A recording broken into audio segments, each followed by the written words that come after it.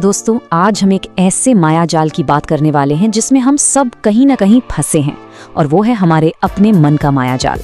आज हम जानेंगे कि हम अपनी हकीकत खुद कैसे बनाते हैं। तो चलिए इस सफर पर निकलते हैं। तो एक सवाल से शुरू करते हैं।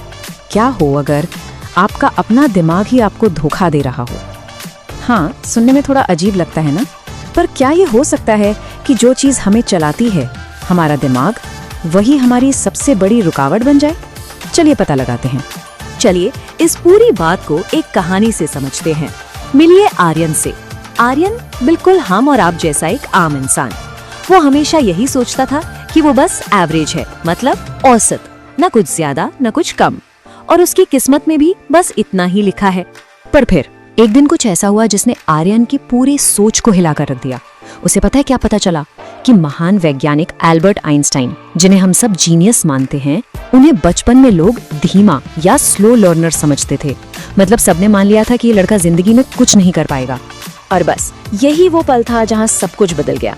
आर्यन ने सोचा कि अगर दुनिया आइंस्टाइन जैसे जीनियस को गलत समझ सकती है, तो कहीं ऐसा तो नहीं कि प्रॉब्लम दुनिया में है ही नहीं, कहीं प्रॉब्लम मेरे अंदर, मेरे सोचने के तरीके में तो नहीं है।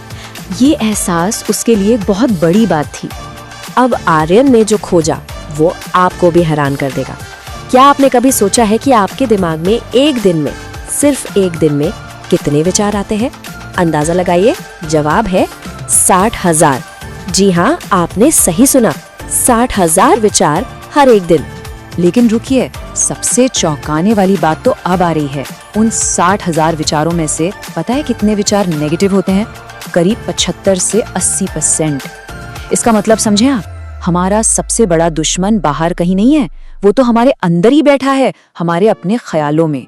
और फिर आर्यन को वो सबसे बड़ा राज पता चला जो हमारी पूरी जिंदगी को कंट्रोल करता है, और वो ये है कि हमारे दिमाग के लिए हकीकत और कल्पना में बिल्कुल कोई फर्क नहीं होता। मतलब अगर आप बार बार सोचते हैं मैं ये नहीं कर सकता, मैं फेल हो जाऊंगा, तो आपका दिमाग उससे ही सच मान लेता है, और फिर वो सच में आपको फेल करवा देता है। ये सब जानकर आर्यन को डर तो लगा, पर उसने हार नहीं मानी। उसने फैसला किया, आज से वो अपने दिमाग का गुलाम बनकर नहीं रहेगा, वो अपने दिमाग को कंट्रोल करेगा।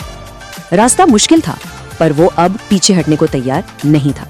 और इस नई लड़ाई में उसे प्रेरणा मिली एक बहुत ही मशहूर कहानी से, थॉमस एडिसन की कहानी।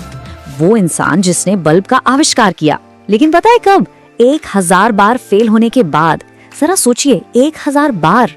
और जब लोगों ने उनसे पूछा कि आपको 1000 बार फेल होकर कैसा लगा, तो पता है उन्होंने क्या कहा? उन्होंने कहा, मैं फेल हुआ ही नहीं, मैंने तो बस 1000 ऐसे तरीके ढूंढ लिए जो काम नहीं करते। वाह!